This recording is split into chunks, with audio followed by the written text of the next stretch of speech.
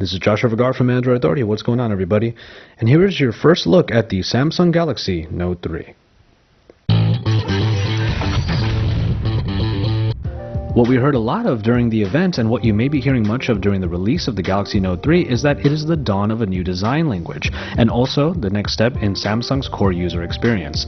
In a lot of ways, the Galaxy Note 3 brings everything people loved about the Note 2 into the realm of the Galaxy S4, while adding a few new elements into the mix.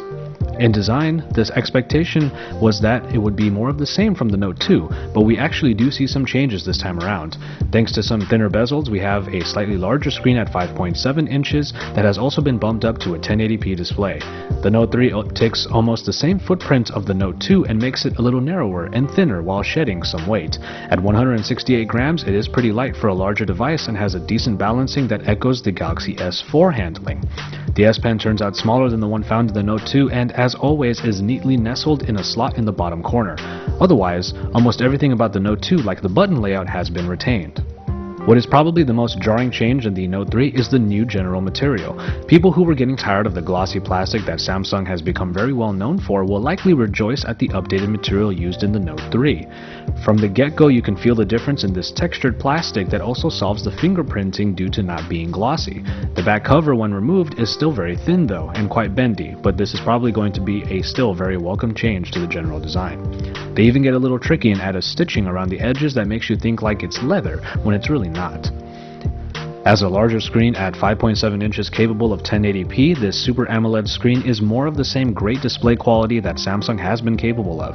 What we are essentially seeing here is the very good high saturation display of the Galaxy S4, only larger. Pixel density gets to 338 ppi, which is just between the S4 and the Note 2. Overall, it is most of the great display experience that Samsung has been able to achieve with the Super AMOLED.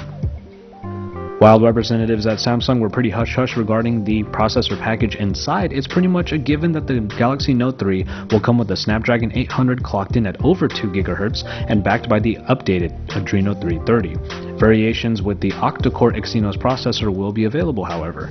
Noteworthy is the upgrade to 3 GB of RAM, which allows for even more multitasking, especially considering there is more to do with the S Pen and added functionality that was originally found in the S4. Speed definitely felt very good in our time with the device, as everything from UI elements and S Pen functionality continued on very smoothly and without any hiccups. It's looking like a very snappy and speedy experience indeed.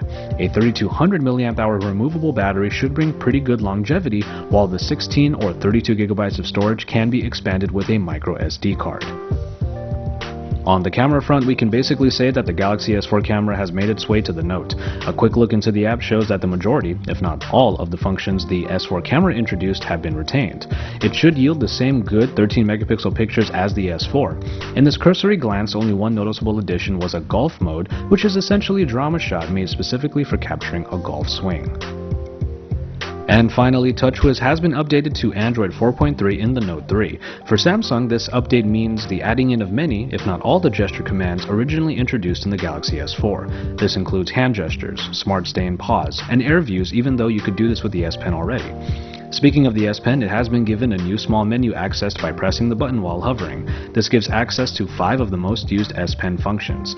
Main ones are action memos, which can contextually plug your handwriting into appropriate apps, enhanced scrapbooking, and even a pen window function that essentially puts Samsung's version of small apps onto your screen. This is pretty much the same TouchWiz, but S Pen veterans will probably like the easier way of getting to their favorite functions. One last addition is the My Magazine, that acts like a second screen and consolidates your news and social media feeds in a somewhat flipboard fashion. And so, there you have it.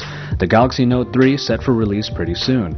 Its most exciting new feature is probably the new material choice, which may or may not completely solve the issues people had with Samsung's typical plastic, but you know what? It certainly helps.